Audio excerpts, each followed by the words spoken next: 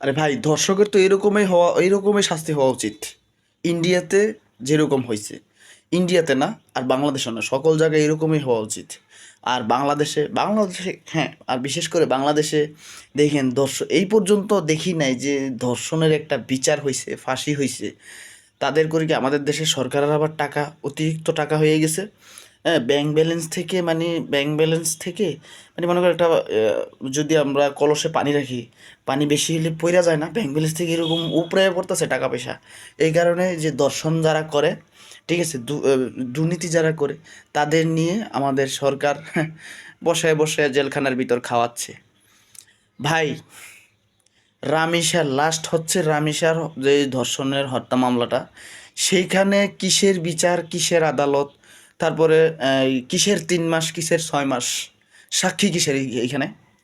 যেই জায়গায় সরাসরি প্রমাণ হইল, ঠিক আছে, যে সে নিজে স্বীকার করলো, তারপর আবার কিসের এত সাক্ষী, কিসের এত কাহিনী, কিসের এত, কিসের জন্য পালতে হয়েছে, মানে তাদেরকে পালতেছে। ইন্ডিয়াতে কত বছর জানি না, 14 না 16 বছরের একটা মেয়েকে ধর্ষণ করছে 6 জন মিলে।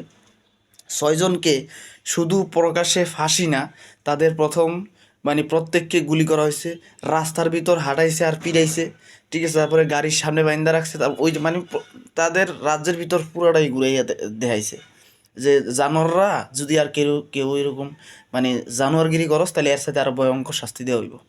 মানে চরম চরম লেভেলের একটা মানে সারা মানে আমি জানি না, পুরা এশিয়া মহাদেশ মনে হয় যেন শিক্ষা হয় ইন্ডিয়ার এই জিনিসটা দেখা। ইন্ডিয়াকে ইন্ডিয়া খুব ভালো একটা কাজ করছে। বাংলাদেশে মানে সরকারকে বলবো, দয়া কইরা বলেন এদিক দিয়ে টাকা নাই, এই কারণে ট্যাক্স বেশি নিচ্ছেন, আবার নিয়ে এই যে ফাও এই যে দর্শনকারী সুর বাটপার সিটার মাফিয়া ডন, তাদের সন্ত্রাস, হ্যাঁ, মাদক ব্যবসায়ী, তাকে নিয়ে আপনারা পালেন কেন? ঠিক আছে, তাদেরকে পালেন কেন? শুধু শুধু সরকারের টাকা সরকারের টাকা আছে, আমাদের কাছ থেকে ট্যাক্স নিয়ে আমাদের টাকার হোগাড়া মারেন, মুহের ভাষা খারাপ করলাম শেষ পর্যন্ত, ঠিক আছে, আমাদের থেকে নিয়ে ওই যে চুর আর গিয়ে দর্শনকারী ফেলে।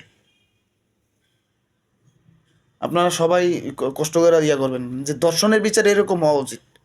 আওয়াজ তোলেন সবাই। ধন্যবাদ সবাইকে।